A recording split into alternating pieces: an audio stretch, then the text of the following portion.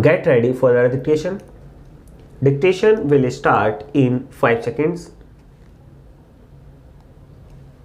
Start. Before I proceed to offer a few observations on the budget, I would like to deal with a preliminary point.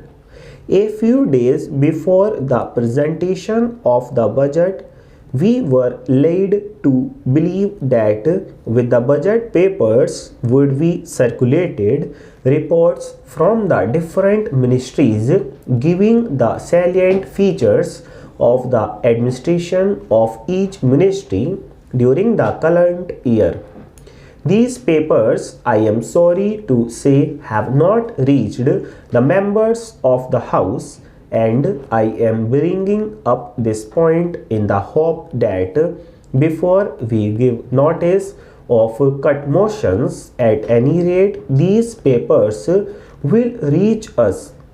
In the course of the speeches which have already been made, there has been reference to one striking point in the budget speech, and that is the striking variation between the original budget estimates presented last year and the revised estimates contained in the budget presented now.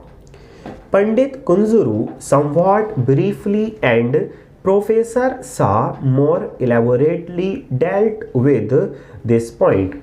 If I refer to it, it is only to remind the Honorable the Finance Minister of a promise which was tentatively made by his predecessor last year, and that is to set up with as little delay as possible a research and planning section in the Finance Ministry.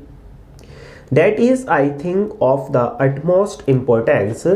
I know that the Chancellor of the Exchequer in England is willing and indeed would be glad to provide facilities for training 3 or 4 promising young men from the Finance Ministry in this country, and I hope that Sir Stafford Cripps' offer will be accepted by the Finance Minister promptly and gratefully.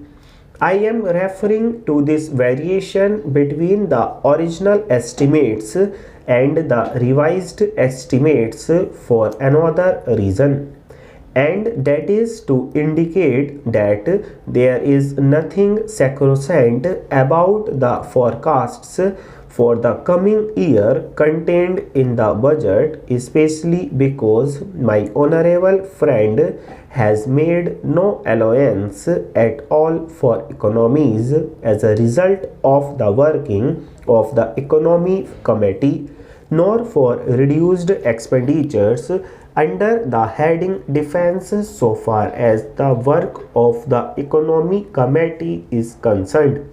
I think the proper costume which the Finance Minister should have worn is not a lounge suit if he had been candid to this House. He should have come forward and told us that this committee has been a complete flop.